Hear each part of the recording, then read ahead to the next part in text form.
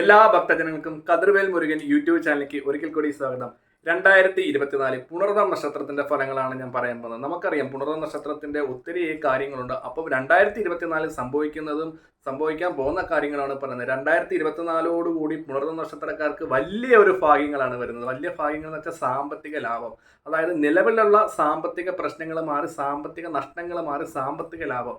ഒരു ഉദാഹരണം പറയുകയാണെങ്കിൽ, നമുക്കൊരു 20,000 രൂപ സാലറി ഉണ്ടെങ്കിൽ ആ 20,000 രൂപ അനാവശ്യമായ ചെലവുകൾ വരാതെ നമ്മുടെ കയ്യിലൊതുങ്ങും. അതാണ് ഉദ്ദേശിക്കുന്ന സാമ്പത്തിക ലാഭം. അല്ലാതെ ജോലിക്ക് പോകാതെ ഒരിക്കലും നമ്മുടെ ഈ പൈസ വരത്തില്ല.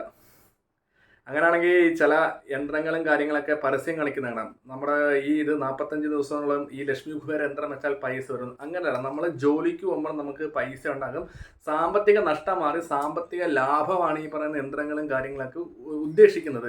ഇപ്പോൾ പുണർന്ന നക്ഷത്രക്കാർക്ക് 2024 മുമ്പുണ്ടായിരുന്ന നഷ്ടങ്ങളൊക്കെ മാറി ഒരു സാമ്പത്തിക ലാഭം അവരെ തേടി വരുന്നതാണ്. അപ്പോൾ അവർക്ക് മുമ്പ് അനുഭവിച്ചിരുന്ന കഷ്ടങ്ങൾക്കൊക്കെ ഒരു പരിധി വരെ, അതായത് നമ്മൾ കടങ്ങളൊക്കെ മേടിച്ചിട്ടുള്ള പുണർ നക്ഷത്രക്കാർക്ക് 2024 കടങ്ങൾ കൊടുക്കാനും, നമ്മൾ മുമ്പ് കുറെ ആൾക്കാരോട് പൈസ ചോദിച്ചവർ തരാൻ മടിയുള്ളവർ 2024 ഏകദേശം ഫെബ്രുവരി മാസത്തോടുകൂടി നമ്മുടെ ആ പൈസകളൊക്കെ നമുക്ക് കയ്യിൽ കിട്ടും.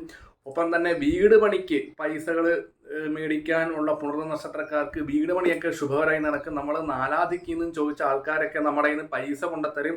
ഒപ്പം തന്നെ പല പല ബാങ്കുകളിൽ നമ്മൾ ലോൺ വെച്ചിട്ടുണ്ടെങ്കിൽ ആ ലോണൊക്കെ അനുകൂലമാകുന്ന രീതിയിലേക്കുള്ള കാര്യങ്ങൾ ഫെബ്രുവരി മാസത്തിൽ പുണർ നക്ഷത്രക്കാർക്ക് അനുകൂലമായി വരും. ഒപ്പം തന്നെ സാമ്പത്തിക നഷ്ടങ്ങൾ മാറി ഒരു ലാഭത്തിൻ്റെ ഒരു വർഷമാണ് 2024 പുണർ നക്ഷത്രക്കാർ. ഒപ്പം തന്നെ പുണർതം നക്ഷത്രക്കാർ വീടൊക്കെ പണി വെച്ചിട്ടുണ്ട്. വീട് പണി വെച്ചിട്ട് പൂർത്തീകരിക്കാതിരിക്കുക, ഒപ്പം തന്നെ പല പല പ്രശ്നങ്ങൾ വരാം. അതിനൊക്കെ ഒരു മാറ്റം ഉണ്ടാകുന്നതാണ്. വീട് പണി ഉറപ്പായിട്ടും 2024 ഡിസംബറോടുകൂടി അവർക്ക് വീട് പണി പൂർത്തീകരിക്കും. ഒപ്പം തന്നെ കഠിനമായ വീട് പണി പൂർത്തീകരിക്കാത്ത പുണർ നക്ഷത്രക്കാരുണ്ടെങ്കിൽ ഒരു വാസ്തുവിനെ, ഒരു ജ്യോതിഷനെ കൊണ്ടുവന്ന് ആ ഒരു വീടിൻ്റെ പ്രശ്നം എടുത്തതിന് ശേഷം മാത്രം പരിഹാരമായിട്ട് മുന്നോട്ട് പോവുക. ഒപ്പം തന്നെ ചുറ്റുപാടുകളും കാവോ മറ്റോ ഉണ്ടെങ്കിൽ അവിടെ കൊണ്ടുവന്ന് എണ്ണ തിരിയൊക്കെ കൊടുക്കുക. അപ്പോൾ പുണർ നക്ഷത്രക്കാർക്ക് ഈ 2024 നല്ല ഒരു വർഷമായിരിക്കും. ഒപ്പം തന്നെ വിദ്യാർത്ഥികളായി ഉള്ളവർക്ക് പരീക്ഷകളിൽ ഉന്നത വിജയം, പഠിക്കാനിരിക്കുമ്പോൾ ടെൻഷൻ മാറും. അതേപോലെ തന്നെ തലവേദനകൾ, അവർക്കുണ്ടാകുന്ന നെഗറ്റീവൊക്കെ എനർജിയൊക്കെ ഈ 2024 കൂടി പുണർന്ന നക്ഷത്രക്കാർക്ക് മാറുന്നതാണ്. ഒപ്പം തന്നെ ശത്രുദോഷങ്ങൾ, അതായത് പുണർന്ന നക്ഷത്രക്കാർക്ക് ശത്രുദോഷങ്ങൾ മാറി എല്ലാവിധ ഐശ്വര്യങ്ങളും ഉണ്ടാകുന്നതാണ്. പുണർന്ന നക്ഷത്രം നമുക്കറിയാം ഭഗവാൻ ശ്രീരാമൻ്റെ നക്ഷത്രമാണ്. അപ്പോൾ പുണർന്ന നക്ഷത്രക്കാർക്ക് എന്ത് ദോഷമുണ്ടെങ്കിലും അത് ഈശ്വരാനുഗ്രഹത്തിൽ അത് മാറ്റിയെടുക്കാം. അപ്പോൾ വ്യാഴാഴ്ച ദിവസം വിഷ്ണു ക്ഷേത്രത്തിൽ പോയിട്ട് ഭഗവാന് തുളസി മാലയും മഞ്ഞ ഉടയാടയും 21 വലത്ത് വെച്ചതിന് ശേഷം സമർപ്പിക്കുമ്പം, ഈ 21 വലത്ത് വെക്കുമ്പോൾ നമ്മളെ ബാധിച്ചിരിക്കുന്ന എല്ലാ ദോഷങ്ങൾക്കും ഒരു പരിഹാരമാണ് 21 വലത്ത്. അത് ശ്രീകോവിലിൻ്റെ അകത്ത് ചെയ്യണം, അതായത് പുറത്തുള്ള ഇതിലല്ല. നമ്മൾ ഉദാഹരണത്തിന് ഷർട്ടൂരി അമ്പലത്തിൽ 4 അമ്പലത്തിൻ്റെ അകത്ത് 21 വലത്ത്. അപ്പോൾ നമ്മൾ എന്ത് ചെയ്യണം? ഒരു തുളസി എടുക്കുക, തുളസിമാല മേടിക്കുക, ഒരു മഞ്ഞ ഉടയാട, ഇതും കൈ വെച്ചുകൊണ്ട് വേണം, പ്രാർത്ഥിച്ച് വേണം 21 വലത്ത് വെച്ചതിന് ശേഷം ഭഗവാന്റെ മുമ്പിൽ വെക്കാൻ. അപ്പോൾ ഇത് ചെയ്യുമ്പോഴത്തേക്ക് പുണർ നക്ഷത്രക്കാരെ ബാധിച്ചിരിക്കുന്ന എല്ലാ പ്രശ്നങ്ങൾക്കും ഒരു മാറ്റം ഉണ്ടാകും. ഒപ്പം തന്നെ ശത്രുദോഷം, നമ്മളെ എല്ലാവരും അകറ്റുന്നൊരു പ്രശ്നമാണ് ശത്രുദോഷം. ആ ശത്രുദോഷത്തിനൊരു പരിഹാരം ഉണ്ടാകും. ശത്രുദോഷങ്ങൾ ഓർത്തു പേടിക്കേണ്ട, നമുക്ക് ശത്രുദോഷമില്ലാത്ത മനുഷ്യരില്ല. എനിക്കും ഉണ്ടാകാം, ഈ വീഡിയോ കണ്ടുപിടിക്കുന്ന ഭക്തജനങ്ങൾക്കും ഉണ്ടാകാം. അപ്പം ഞാനൊരു ഉദാഹരണം പറയുന്നത്, നമ്മളൊരു സാധനം മേടിച്ച്, ഒരാളൊരു കാറ് മേടിച്ചെന്നിരിക്കട്ടെ. ചിലവർക്ക് മനസ്സിൽ ഒരു ഇതുണ്ടാകും, അവൻ കാറ് മേടിച്ചു. അങ്ങനെ 10 പേര് പറയുമ്പോൾ ആ നെഗറ്റീവ് എനർജി നമ്മുടെ ഇതിലേക്ക് തരും. അപ്പം ആ ദോഷങ്ങൾ ഈ പറയുന്ന മാറാൻ വേണ്ടിയാണ് നമ്മൾ ഈ ശത്രു സംഹാരം ചെയ്യുന്നത്. ചിലർക്കൊരു ധാരണയുണ്ട്, നമ്മൾ ശത്രു സംഹാരം ചെയ്യുമ്പോഴത്തേക്ക് മൊത്തമായിട്ട് അവർക്ക് വിഷയങ്ങളാവുന്നത്. അങ്ങനെയല്ല. നമ്മുടെ ശത്രുദോഷം മാറാതെ നമ്മുടെ മനസ്സിലുള്ള മറ്റുള്ളവരോടുള്ള ശത്രുക്കളുണ്ടെങ്കിൽ അവരോട് ഉള്ള ദേഷ്യങ്ങൾ മാറാൻ വേണ്ടിയാണ് നമ്മൾ ശത്രുതാ സംഹാര മന്ത്ര പുഷ്പാഞ്ജലികൾ ചെയ്യുന്നത്. അത് കൂടുതലും ദേവീക്ഷേത്രത്തിലും ശിവക്ഷേത്രത്തിലും ശത്രുസംഹാര മന്ത്ര പുഷ്പാഞ്ജലി ഉണ്ട്. ഒപ്പം തന്നെ നിങ്ങളെ ബാധിച്ചിരിക്കുന്ന നെഗറ്റീവുകളും കൂടെ മാറ്റാൻ വേണ്ടിയാണ് ഈ ശത്രുദോഷം നമ്മൾ വഴിപാടുകൾ ചെയ്യുന്നത്. ഒപ്പം തന്നെ പുണർതം നക്ഷത്രക്കാർക്ക് ഇഷ്ടമൃഗമായ പൂച്ചയെ വളർത്തുന്നത് ഏറ്റവും ഉത്തമമായിരിക്കും. നമ്മൾക്കുണ്ടാകുന്ന ദോഷങ്ങളും കാര്യങ്ങളൊക്കെ പൂച്ചയെ പരിപാലിക്കുന്നുണ്ട്. ഈ നക്ഷത്രക്കാർക്ക് ഒത്തിരി ഗുണങ്ങളുണ്ടാകും. അതായത് അവരവരുടെ നക്ഷത്രത്തിലുള്ള പക്ഷികൾ, മൃഗങ്ങൾ, വൃക്ഷങ്ങൾ, നമ്മൾ ഈ ചോറ്റാനിക്കര ക്ഷേത്രത്തിൽ പോകുമ്പോഴത്തേക്ക് അവരവരുടെ നാടിലുള്ള വൃക്ഷങ്ങളുണ്ട്. അതായത് നമ്മൾ മേളിൽ നിന്ന് കീഴ്ക്കാവിലേക്ക് പോകുമ്പോഴത്തേക്ക് ഏകദേശം ഇടതുവശത്ത്.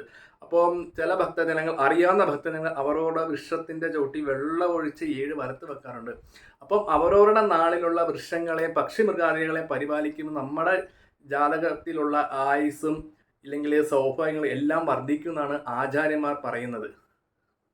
അതേപോലെയാണ് നമ്മൾ ക്ഷേത്രങ്ങളിൽ പോകുമ്പോഴത്തേക്ക് അരയാലുണ്ടെങ്കിൽ അരയാലിന് 7 വലത്ത് വെക്കുക. പിന്നെ പുണർദം നക്ഷത്രക്കാർ ഗൾഫിലേക്കൊക്കെ പോകാനിരിക്കുന്ന പുണർ നക്ഷത്രക്കാർക്ക് ചെറിയ ചെറിയ തടസ്സങ്ങൾ വരാൻ ചാൻസ് ഉണ്ട്. അപ്പോൾ ആ തടസ്സങ്ങൾ മാറ്റി ഗണപതി ക്ഷേത്രത്തിൽ പോയി ഗണപതി ഹോമം ചെയ്യേണ്ടതാണ്. ഒപ്പം തന്നെ വിവാഹം ആലോചിക്കുന്ന പുണർ നക്ഷത്രക്കാർക്ക് ഏകദേശം ഏപ്രിൽ മാസം ആകുമ്പോഴത്തേക്ക് അവരുടെ വിവാഹം വരും. നിങ്ങൾ കണ്ടുവെച്ച മുമ്പ് ഉണ്ടായിരുന്ന ആലോചനകൾ തിരിച്ചും മറിച്ചുമൊക്കെ നമ്മുടെ അടുത്ത് വരും. അപ്പോൾ ആ ഒരു കാര്യത്തിൽ പേടിക്കേണ്ട.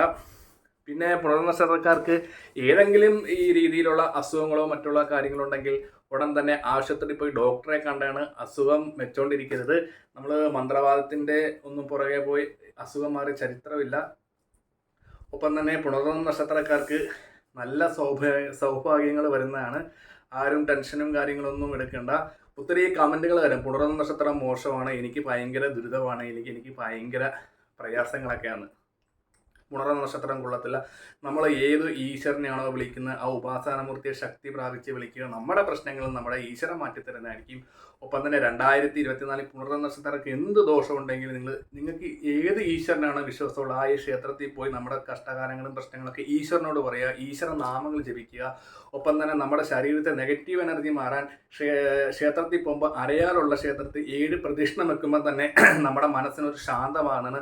ഒപ്പം തന്നെ പുണർദം നക്ഷത്രക്കാർക്ക് കാര്യങ്ങൾ, അതായത് ജാതകത്തിലുള്ള കാര്യങ്ങളും ദോഷങ്ങളും മാറാൻ വേണ്ടി നവഗ്രഹം ഇരിക്കുന്ന ക്ഷേത്രത്തിൽ പോയി 9 വലത്തിട്ട് നവഗ്രഹ പൂജയോ നവഗ്രഹ അർച്ചനയോ നവഗ്രഹ ഹോമോ ചെയ്ത് സാമ്പത്തികം പോലെ നമുക്ക് ചെയ്യാം. ഒപ്പം തന്നെ പുണർദം നക്ഷത്രത്തിൻ്റെ തലേദിവസം പോയി നവഗ്രഹം ഇരിക്കുന്ന ക്ഷേത്രത്തിൽ പോയി ബന്ധപ്പെട്ട് ഈ പറയുന്ന പരിഹാരങ്ങൾ ചെയ്യുന്നതാണ്. പുണർദം നക്ഷത്രക്കാർക്ക് ഗ്രഹനിലയിൽ വേഴം 12 ഉള്ളവരാണെങ്കിൽ നിങ്ങൾക്ക് ഒത്തിരി കഷ്ടകാലങ്ങൾ അനുഭവിക്കാൻ ഇടയുള്ളതുകൊണ്ട് പുണർദം നക്ഷത്രക്കാർ കഴിവതും വിഷ്ണു ക്ഷേത്രത്തിൽ പോയി വേഴത്തെ പ്രീതിപ്പെടുത്തേണ്ടതാണ്. വ്യാഴാഴ്ച ദിവസം, അതായത് വ്യാഴാഴ്ച ജോലിക്ക് പോകുന്ന പുണർദം നക്ഷത്രക്കാരാണെങ്കിൽ ഞായറാഴ്ച പോയി കൃഷ്ണന് തുളസിമാലയും ഈ പറയുന്ന പോലെ ഒരു മഞ്ഞ ഉടയാടയും മേടിച്ച് വെക്കുക. പുണർദം നക്ഷത്രത്തിൽ മാസം വരുന്ന നവഗ്രഹ പൂജകൾ ചെയ്യുക. അപ്പം പുണർദം നക്ഷത്രക്കാരൻ്റെ ദോഷങ്ങൾ മാറി നമുക്ക് ജാതകത്തിലുള്ള ഭാഗ്യങ്ങൾ അനുഭവിക്കാൻ ഇടയാകും. അപ്പം ഒരു 2 മാസം ഈ പറയുന്ന വഴിപാടുകളും പരിഹാരം ചെയ്യുമ്പോൾ നമുക്ക് തന്നെ നല്ലൊരു മാറ്റം വരുന്നതാണ്. അപ്പം വീഡിയോ ഇഷ്ടപ്പെട്ടെങ്കിൽ ലൈക്കും ഷെയറും കമൻറ്റും ചെയ്യുക. ഞാൻ മറ്റൊരു വീഡിയോ വരുന്നതാണ്. നമസ്കാരം.